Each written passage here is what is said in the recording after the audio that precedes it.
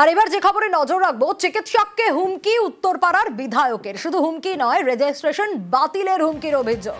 প্রতিবাদ জানান সেখানে অন্যান্য রোগীরাও। ঠিক কি ঘটেছে? হাসপাতালে কাঞ্চন মল্লিকের শাসানির অভিযোগ। এটা কোথায় ঘটেছে? স্কুল অফ ট্রপিক্যাল মেডিসিনে এই শাসানির অভিযোগ। চিকিৎসকের সঙ্গে নাকি বচসা শুরু হয় কাঞ্চন ও তার স্ত্রীর। কিন্তু ঠিক কি ঘটেছে আরো বিস্তারিত এই বিষয়ে জানাতে পারবে অনুপ রয়েছে আমার সঙ্গে। অনুপের কাছ থেকে আরো ডিটেল জানতে পারবো যে ঠিক কি ঘটেছিল সেই সময়, যে কারণে এরকম একটা অভিযোগ উঠে আসছে কাঞ্চন মল্লিকের বিরুদ্ধে।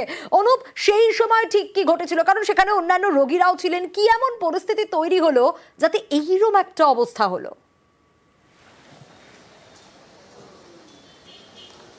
দেখো, আজ দুপুরবেলা একেবারে অভিনেতা তথা বিধায়ক কাঞ্চন মল্লিক এবং তার স্ত্রীকে সঙ্গে নিয়ে, একেবারে তার আত্মীয়কে নিয়ে মূলত স্কুল অফ ট্রপিক্যাল মেডিসিন এইখানে কিন্তু চিকিৎসার জন্য এসেছিলেন। যে সময় তিনি এসে পৌঁছন সে সময় কিন্তু ওই চিকিৎসক মেহবুবার রহমান তিনি অন্য একজন রোগীকে দেখছিলেন এবং সেই সময় তিনি জানান তার যে আত্মীয় আছে তাকে সঙ্গে নিয়ে এসে তাকে আগে চিকিৎসা করাতে হবে। এই নিয়ে কিন্তু ঘটনার বহিঃপ্রকাশ পরবর্তী ক্ষেত্রে লক্ষ্য করা যায়, যখন তিনি জানান চিকিৎসকের পক্ষ থেকে বলা হয় যে আগে যে রোগী দেখছে সে রোগী দেখবে, পরবর্তী ক্ষেত্রে তার আত্মীয় চিকিৎসা করবে এবং নিজেকে একেবারে বিধায়ক বলে পরিচয় দেন, অভিনেতা বলে পরিচয় দেন এবং এর পরবর্তীতে জানায় যে তার রোগীকে আগে দেখতে হবে, না হলে কিন্তু তার রেজিস্ট্রেশন বাতিল করে দেওয়া হবে। শুধু তাই নয়, এরপরেই এই যে মেহবুবার রহমান যে চিকিৎসক তাকে হেনস্থা করে, তাকে রীতিমতো ধাক্কাধক্কি করে বলে এমনটা অভিযোগ। এই ঘটনা যখন ঘটছিল সেই সময় এখানে ঘটনা ঘটেছে। আমার একটু ঘটনাটা আমার একটু খারাপ লেগেছে। আমি জানিয়েছি, আমি লিখিত অভিযোগ না, আমার তো মনে হলো যে হয়তো ওনাদের ওয়েট করতে হয়েছিল তাই।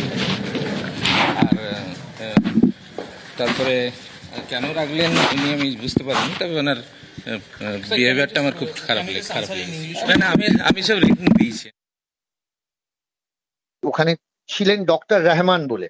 তারপর আমি দাঁড়িয়ে থাকি, দু তিনজনকে দেখেন, দেখার পর বললেন হ্যাঁ বলুন। আমি বললাম দেখুন সেই সময় তো এরকম প্রেশার সুগার একটু ফ্লাকচুয়েট করেছিল। ফট করে উনি বলেন আপনি ঠিক করে দেবেন, আমি প্রেশার দেখবো না কি দেখবো, আপনি ঠিক করে দেবেন তারপর আমার কাজ করতে হবে। আমার স্ত্রী আর জিজ্ঞেস করেন স্যার এই মেটফরমিন বলে যে ওষুধটা আছে এটা কি চলবে না বন্ধ করে দেবো? তাতে ওর উত্তর হলো আপনি এমবিবিএস পাস করেছেন? আমার স্ত্রীকে এমবিবিএস পাস করেছেন নাকি?